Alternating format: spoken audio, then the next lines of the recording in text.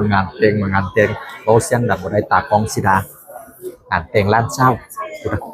กูรอกระดอกกูช่วยกระดอกกูนะพี่น้องเช้าล้านคอยบรรยากาศนะบรรยากาศอยู่กรุงเทพพี่น้องอุ้ยขอโทษครับมีแต่คุณยิ่งคุณนายคุณนะพี่น้องคุณนะซูมไปคุณนะโอ้ยบรรยากาศนะเนาะแต่งงานอยู่กรุงเทพแต่งงานอยู่ชั้น4พุ่นนะพี่น้องเป็นถ่ายสติกเกอร์กันใช้สติกเกอร์กันเขียนเพี้ยนแม่เจ้าเศร้านะใหญ่ค่อยนะพี่น้องใหญ่ค่อยแม่เจ้าเศร้าออกมาเป็นชนีลูกที่สองต่อได้เลย มีให้เรียกพร้อมถ่ายสติกเกอร์เพิ่นก็สิถือป้ายนั้นป้ายนี้ใจฟูดีใจด้วยจ้าเท่ทั้งเกงสเตย์แฮปปี้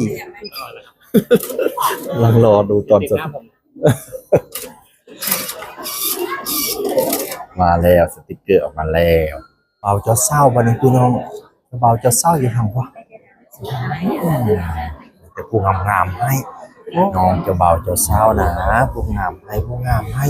ปันพระเอกนางเอกเนาะปันดาราเกาหลีปันดาเอดานั่งกินพี่น้อง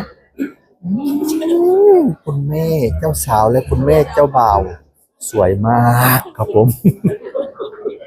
คุณนายแม่เจ้าสาวกับแม่เจ้าบ่าว ขอบพระคุณครับ ใหญ่ค่อยพี่น้องเข้าไปครับพี่น้อง เดี๋ยวแม่คุณแม่เดี่ยวครับ เดี๋ยวรอยิ้มนะครับ1 2 3ยิ้มจังใหญ่ขนาดยิ้ม ข จั อง บพระคุณครับคุณแม่ครับเรียบร้อยครับ เจ้าบ่าวพี่น้องแม่เจ้าบ่าว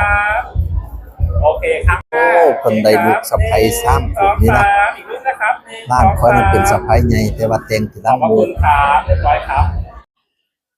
โอเคพร้อมนะครับเนี่ยใครมานำเนี่ยคุณแม่มาเลย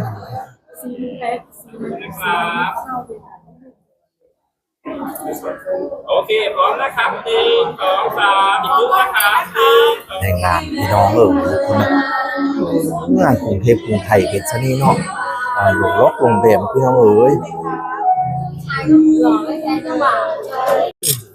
เนี่ยกินเพิ่นก็จะเป็นยังเป็นแผ่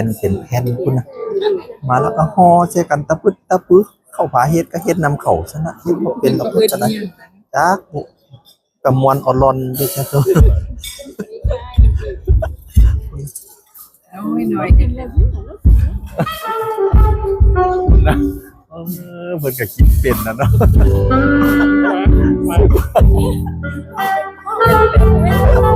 ต้องใส่อาหารเป็ดเนาะกินแล้วท้องเป็นเป็ดเลยว่าสิกินเป็ดบ่บัดนี้พี่น้อง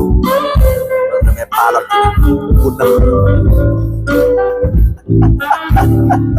โอ้จักอีหยังพี่น้องเลย